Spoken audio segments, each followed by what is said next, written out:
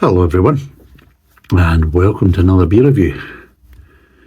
Now today we're actually going to be doing a little kind of mini series of beers from the kind of northeast, round about Tyneside. So we've got beers coming from the Maxim brewery, but we also have quite a few coming from this other brewery today, and we've got the Hadrian Borders brewery, and we're starting off with a brown ale at 4.7%, and it says beer at its best. Now, is there any spiel on the back? So, Hadrian Borders Brewery, Tyneside Brown, it's known as. This brown ale is brewed on Tyneside.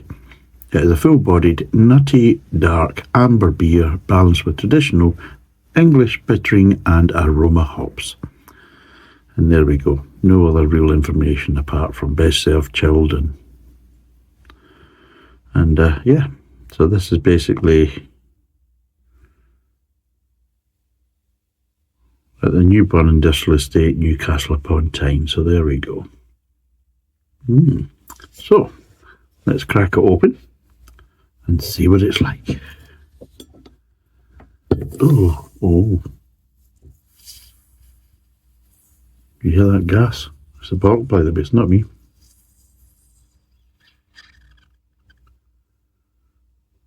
Right, there we go. I just don't want it pissing everywhere.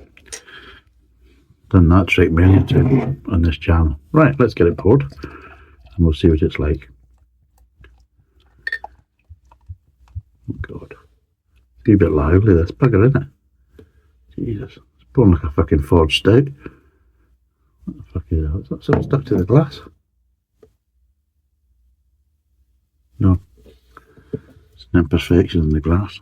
Got a little bubble in it. There's me trying to pick it off like an arsehole. Jesus. This is only the start of the night. Right, let's get this kicked off here. Jesus. Looks like a pint out of the two Ronnies, doesn't it?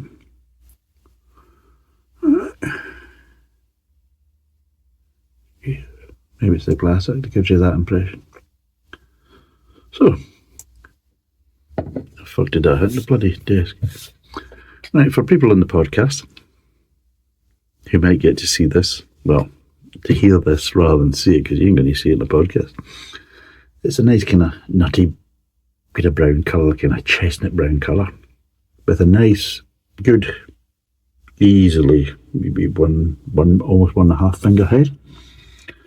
Looking very enticing in the camera as I'm looking at it. Smell wise,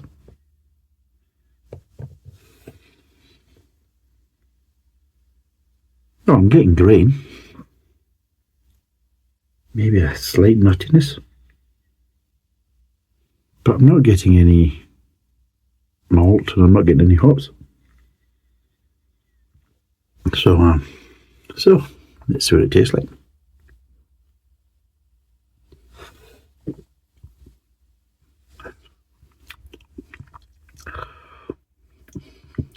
Started off, I was starting to get a little bit of nuttiness there in the mid-tongue. And I was thinking, where's this going to go? Because that's all I'm really getting is a bit of nuttiness. And then the bitterness came through. Quite a rich bitterness coming through at the back end there. It just went, oh. So I was first sip was like getting kind of nuttiness, that's all I'm getting. And then like, oh, here we go. And yeah, I'm thinking, oh, and it just, you just think, oh, bitterness, it's hit that nice level, and then, oh, it's a wee bit further.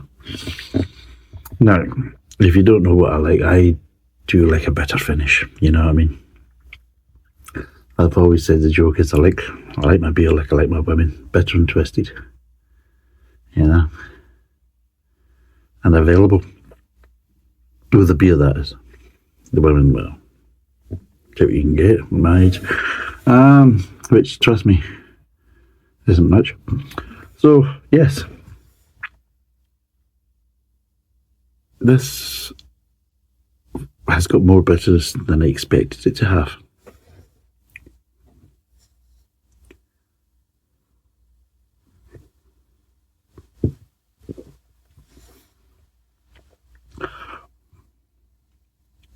It's quite strange, actually, but actually it's not too bad. It's strange at the start. It's like there isn't so much in the front end. The front of the mouth isn't really giving you that much. And the real flavours start to kind of hit you. So usually, normally with the beers, you get the buster flavour initially in the front of the mouth. Then it kind of slightly tapers down to the kind of more kind of mid-tongue flavours. Now that could be other kind of adjunct flavours coming through, or it can be taking the kind of original buster flavours and slightly kind of dying down a bit, and then these kind of maybe secondary flavours start to come in mid-tongue, and then it starts pushing over towards the finish. Whereas the real flavours don't really come in until the mid-tongue with this. And then it's like, it's not like ramping up at the front, dropping down a bit and maybe having a kind of strong finish. It's like a strong mid-tongue and quite a strong finish as well if you look at it from a bitterness point of view. But really not so much. It hasn't got that bang at the front of the mouth, which is just a bit strange. I'm not saying it's a bad thing, but it's not the kind of normal kind of process you get with that, you know, especially with this kind of style of beer.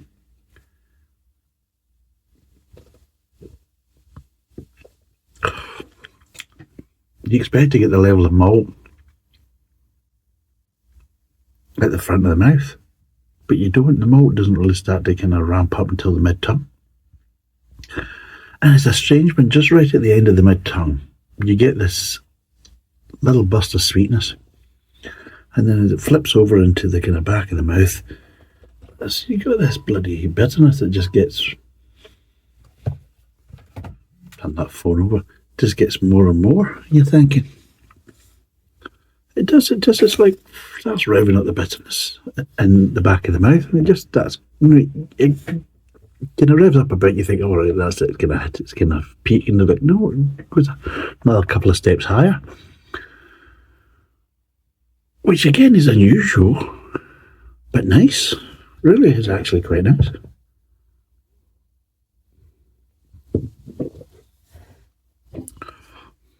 When I'm sitting there thinking, this brewery was established in 1994. So it was. I'll be totally honest. It's actually quite nice. And the reason why I can say it's quite nice, because I'm sitting there thinking, I've only got one bottle of this, and I'm not even halfway down the glass, and I'm thinking, I wish I had another one. Because it's sessionable. As you can see, it's nice and lively. But the flavours are just right up my street. It's just, let's be totally honest, if you compared this to Newcastle Brown, Newcastle Brown hasn't got a look in. This is a really nice brown ale with a nice level of sweetness, but from my point of view, an absolute wonderful level of bitterness at the end, because I do like a good bitter finish. And this is really nice. It really is. I was quite surprised at that, because again, is the case that sometimes you just don't know what you're going to get sometimes. And I would have thought that the Baxton Brewery would have been the kind of the better known one. You've got Double Maxim, and you've got Samson and everything else and things like that. You're thinking, they were the kind of more kind of well-known kind of better end of the kind of northeast that I'm kind of doing of England. But the Hadrian Border Brewery, that surprised me. I didn't expect the brown. I've got a bitter coming up. I've got a porter as well. Is it a porter or a stout? I think it's a porter. So things are looking up when the brown ale is as nice as it is this.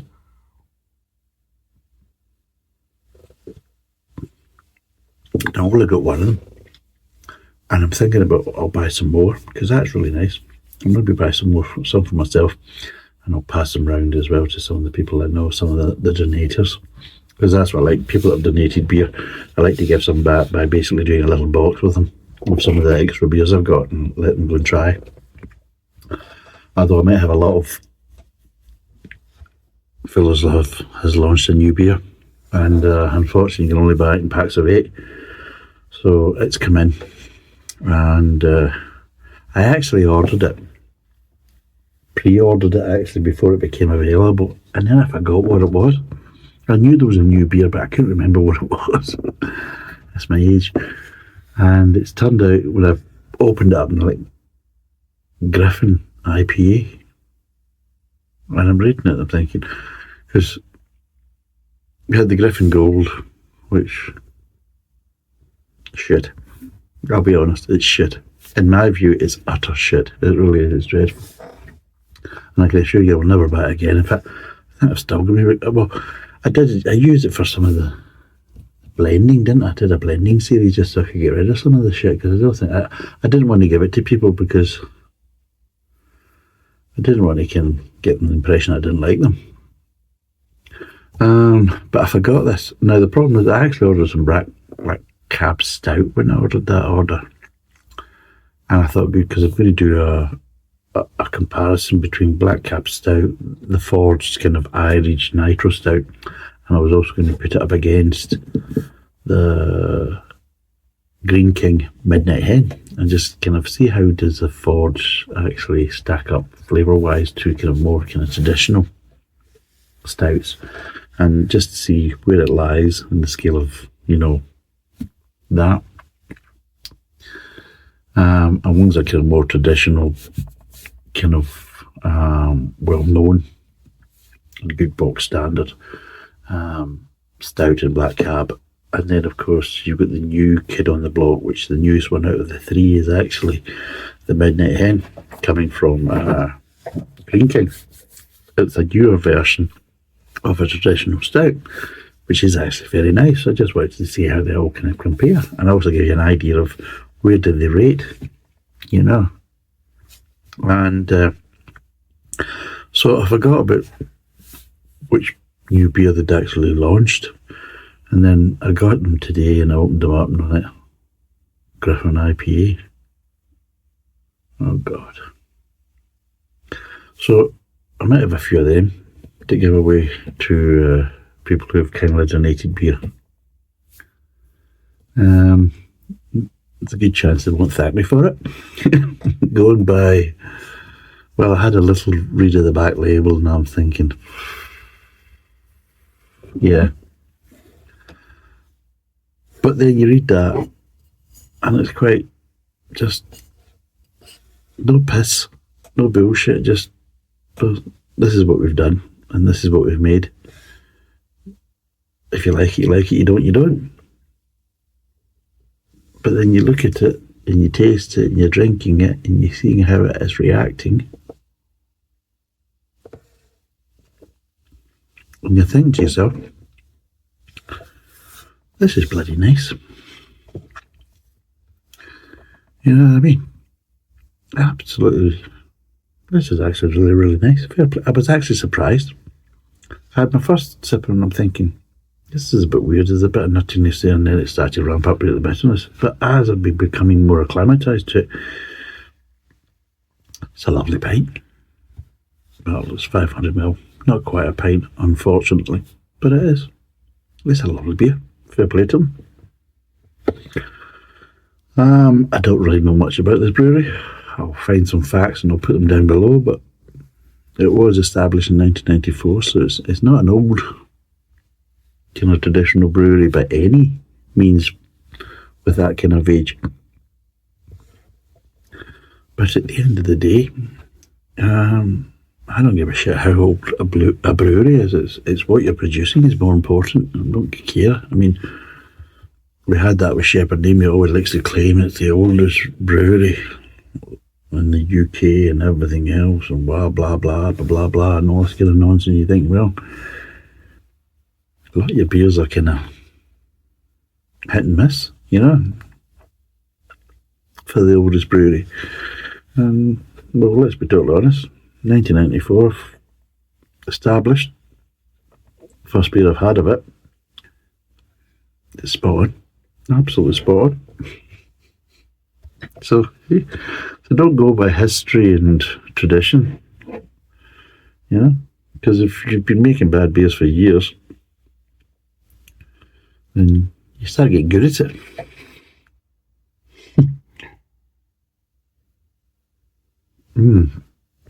So let's break down these flavours.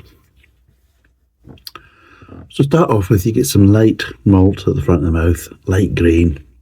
And the biggest thing you notice at the front of the mouth is a bit of sweetness, because the malt and the grain is actually very light. There's no bang, there's no like, oh, in your face.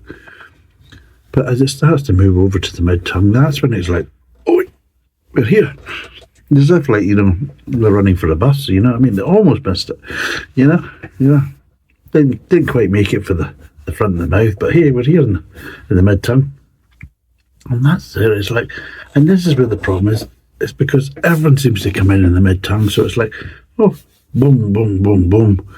So you start off with, you've got the malt, and you've got some nice light toffee and caramel tones. Oof. You got the sweetness there. You're starting to get a bit of the grain coming through.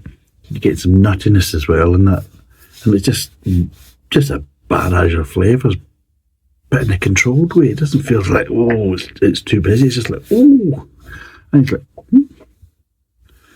and then it's like, oh, and then it starts to kind of tail off. You just get this little burst of sweetness at the back of the mouth. You think, oh, it's almost as if like, it's like, dropping a kind of a carbon drop, carbonation drop kind of on the back of the mouth or the back of the tongue. And then it starts moving on to the kind of back of the mouth, and it's like that sweetness just starts to get enveloped, kind of taken over. It's kind of enveloped by this kind of bitterness. And you think, no, right, and it ramps up, and it ramps up, and you think, oh, there we go. That's a nice little, oh, and then what I would probably class as a normal kind of level of bitterness, it just slightly ramps up a little bit more than that. And to me, that's the thing that just helps to make it. It just like kind of balances it out. It's like in cases, all right, we might not have it as a kind of, a good beginning, an okay middle, and a good ending, like you get in books, It's like it's a bit of a slow starter, a bit of a slow burner at the front of the mouth. Starts to kind of wake up itself and starts getting a wee kind of fire under its arse in the mid-tongue, and then it's like, oh, fucking hell, some bastards let it get out of control, by the way, Jesus, the fire extinguishers on there burning and all, the fucking label's coming off it. And that's what it feels like. It's just slightly not following the normal kind of progression. And lighter at the front end, and a good middle, and a good back end, and it's not a bad thing. It's actually very enjoyable. Very nice.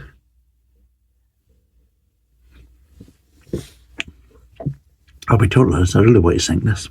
I really do. And I would do if I had another one. See this amount there, I would absolutely tan this.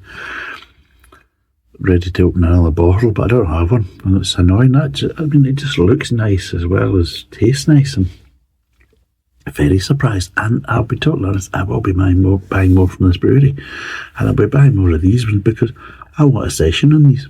I really do. That is I'm not going to say a shocker, but I'm surprised that I haven't heard more about this brewery, because that beer's a very nice beer. But what would I give it out of 10? Well, I've said in other kind of reviews, I've tried to kind of cover what my kind of scores actually mean. I said like kind of 1 to kind of 4 is kind of like, well, I've had one, but I don't really fancy another one, or I really don't want another one, depending on how close that is to the kind of 1 side or how close it is to the 4 side. And then 5 to kind of 6.5 is like, well, yeah, I could have another one, but I'm not really that bothered to, well, yeah, I could have another one. And then it's a case of, from 7 upwards, it's a case of, do you want another one? Oh, fuck yes. To the point is that you're like, do you want another one? I'd love another one, but I can't. And that's that kind of thing. Right now is a case that I can't have another one because I don't have another one. And like I say, as I've said in the past, it irks you, it kind of annoys you a bit. And that's when you know you've got a really nice beer, because you want another one? Yes, I want another one. Can you have another one? Well, no, because I don't have another one. If I had another one, I would have another one.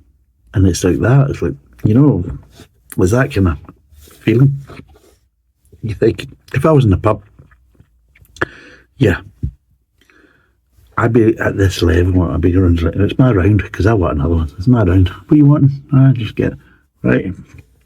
Because I'm quite happy to stand at the bar finishing this off while I watch the bugger pour me another one. You know what I mean?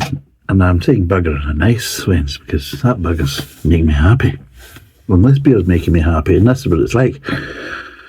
So you're looking at it, you think, what do we do? What do we do? And out of 10, this is a 7 or above. But where does it land?